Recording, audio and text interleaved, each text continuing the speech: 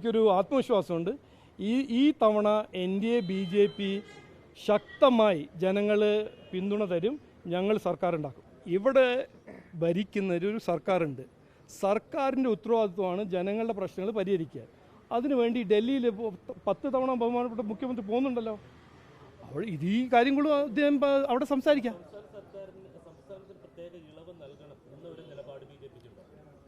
ഞങ്ങളുടെ നിലപാടെന്ന് പറഞ്ഞാൽ കേരളത്തിന് വേണ്ടി എല്ലാവിധ സഹായം സെൻട്രൽ ഗവൺമെൻറ് തരണം. കർഷകർക്ക് വേണ്ടി ഞങ്ങൾ നന്നായി സമരം ചെയ്തിട്ടുണ്ട്. സെൻട്രൽ ഗവൺമെൻറ്റിന് വഴി ഡയറക്റ്റായിട്ട് പ്രൊക്യൂർമെൻറ്റ് ചെയ്യാൻ കഴിഞ്ഞാൽ സെൻട്രൽ ഗവൺമെൻറ് ചെയ്യണം എന്ന് ഞങ്ങൾ കൃത്യമായി പറഞ്ഞിട്ടുണ്ട്. തെരഞ്ഞെടുപ്പിലേക്ക് BJP ഈ ബജറ്റ്, കേന്ദ്ര ബജറ്റ്, അത് കേരളത്തെ ഒരുമാതിരി മറന്ന അവസ്ഥയിലായിരുന്നു ബജറ്റ് എന്ന് വേണം എന്ന് പറയുന്നത് LDF എന്ന് പറയുന്നത് കോൺഗ്രസ്. അത് ഞാൻ വായിച്ചിട്ടുണ്ട്. താങ്കളെക്കാൾ കൂടുതൽ ബഡ്ജറ്റിനെ കുറിച്ച് അറിയുന്ന ആളാണ് ഞാൻ. നോക്കൂ ഇതെല്ലാം വിടുന്നു. ഇതെല്ലാം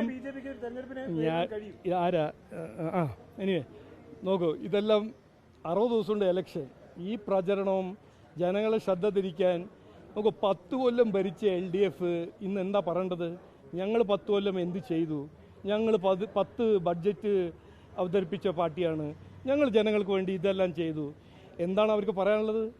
ഇന്ന് 92% റവന്യൂ കിട്ടുന്ന ഈ സംസ്ഥാനമാണ്. അതിൽ 92% അല്ല 100%, 92% പോകുന്നത് പലിശയും ഡെറ്റ് സർവീസും പെൻഷൻസിനാണ്. 8% വികസനത്തിന്. ഇതാണ് സ്ഥിതി. അപ്പോൾ അല്ല ഒന്ന് വിടുന്ന ആരെയാണ് ഇത് പറയുന്നത്? സർക്കാർ അത് 10 കൊല്ലം ഒന്നും ചെയ്തില്ലെങ്കിൽ എന്താ പറയാ? ശ്രദ്ധ തിരിക്കണ്ടേ?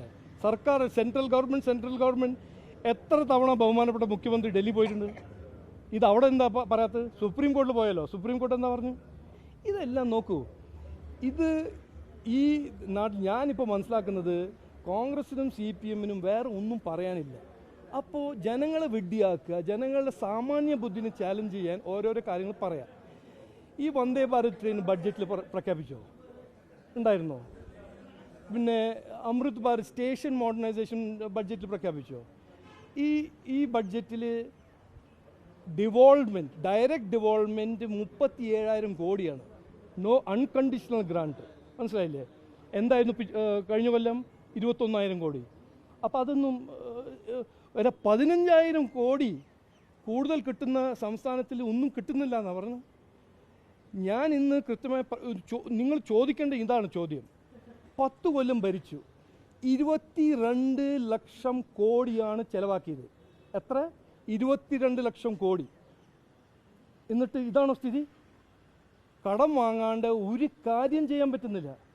കടം വാങ്ങാണ്ട് സർക്കാർ ജീവനക്കാർക്ക് ശമ്പളം കൊടുക്കാൻ പറ്റില്ല. 22 ലക്ഷം കോടി എവിടെ പോയി? ഇതല്ലേ ചോദിക്കണ്ടേ?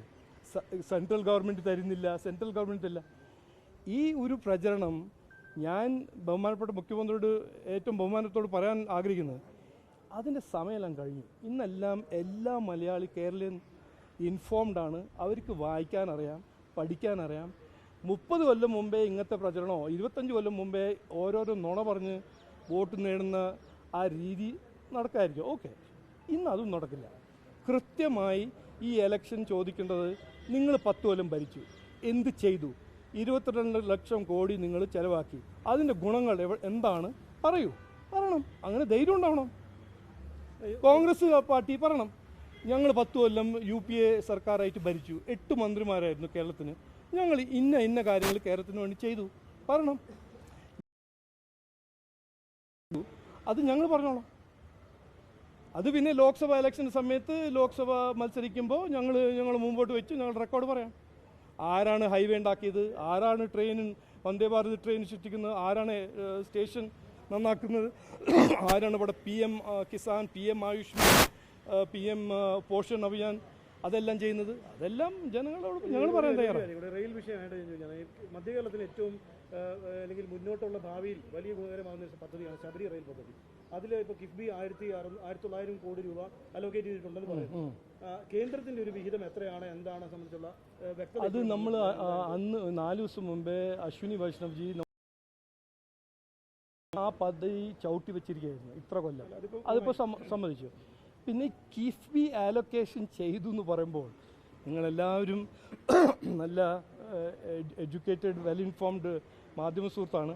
ഒന്ന് വായിക്കണം കിഫ്ബിയിൽ എത്ര കാശുണ്ട്. കിഫ്ബിയിൽ പലിശ കൊടുക്കാൻ ഗവൺമെൻറ് ഓഫ് കേരളയാണ് കാശ് കൊടുക്കുന്നത്.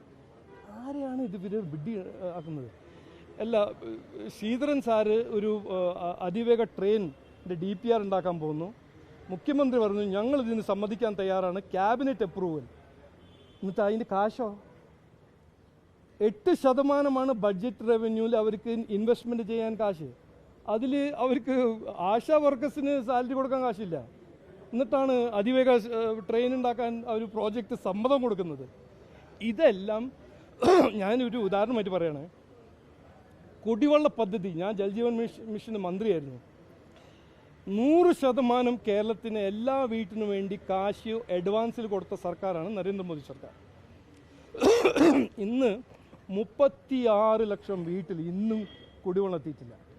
6000 കോടി കോൺട്രാക്ടേഴ്സിന് ഇന്നും കാശ് കൊടുത്തിട്ടില്ല സംസ്ഥാന സർക്കാർ. അപ്പോൾ പദ്ധതികൾ കൊടുക്കുമ്പോൾ നിങ്ങൾ പറഞ്ഞല്ലോ ബഡ്ജറ്റിൽ പദ്ധതി കൊടുത്തിട്ടില്ല. കൊടുത്ത പദ്ധതി അവർക്ക് നടപ്പിലാക്കാൻ കഴിയില്ല. എന്നിട്ട് ഇലക്ഷൻ്റെ 45 ദിവസം മുമ്പ് ഈ നാടകം, ഈ വിഡ്ഢിയാക്കുന്ന രാഷ്ട്രീയം അവിടെ നിർത്തണം എന്നാണ് ഞാൻ അഭ്യർത്ഥിക്കുന്നത്. ഇനി ധൈര്യം ഉണ്ടെങ്കിൽ, കരുത്തുണ്ടെങ്കിൽ പറയാം, ഞങ്ങൾ ഇത് ചെയ്തു, ഇനിയും ചെയ്യാൻ പോകുന്ന ഈ കാര്യങ്ങളാണ്. ഇതിൻ്റെ ഫൈനാൻഷ്യൽ കപ്പാസിറ്റി ഞങ്ങളുടെ അടുത്ത് ഇതാണ് ഞങ്ങളുടെ ഇക്കണോമിക് വിഷൻ. വേണ്ടാതെ ജനങ്ങളെ വിഡ്ഢിയാക്കി ഓരോരോ കളി. കിഫ്ബി ആലൊക്കേഷൻ, കിഫ്ബിന് അവരുടെ പലിശ കൊടുക്കാൻ കാശില്ല, എന്നിട്ടാണ് കിഫ്ബി ആലൊക്കേറ്റ് ചെയ്യാൻ പോകുന്നത്. ആരെയാണ് വിഡ്ഢിയാക്കുന്നത്? ഞാൻ ബഡ്ജറ്റ് ദിവസം എന്നോട് മാധ്യമ സുഹൃത്ത് ചോദിച്ചു ഈ അതിവേഗ ട്രെയിനിനെ കുറിച്ച്. ഞാനിപ്പോൾ ശബരി റെയിൽ. അപ്പോൾ ഞാൻ ഇന്ന് പറയാൻ ആഗ്രഹിക്കുന്നത് ഇതെല്ലാം നടക്കാൻ സാധ്യതയുണ്ട്. ഈ സാധ്യതയെ യാഥാർത്ഥ്യമാക്കാൻ ഇവിടെ ഒരു BJP NDA സർക്കാർ വന്നാൽ മാത്രമേ ഇത് നടക്കുള്ളൂ എന്ന് ഞാൻ പറയുന്നു.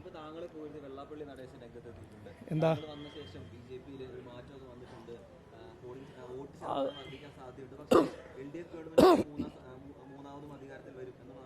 അല്ല, എല്ലാവർക്കും അഭിപ്രായം ഉണ്ടല്ലോ. അപ്പോൾ ഞാൻ ഇതിപ്പോൾ ഒരു ഫ്രീ കൺട്രി അല്ല, എല്ലാവർക്കും അഭിപ്രായമുണ്ട്. എനിക്കൊരു അഭിപ്രായമുണ്ട്. അഭിപ്രായം മാത്രമല്ല, എനിക്കൊരു ആത്മവിശ്വാസമുണ്ട്.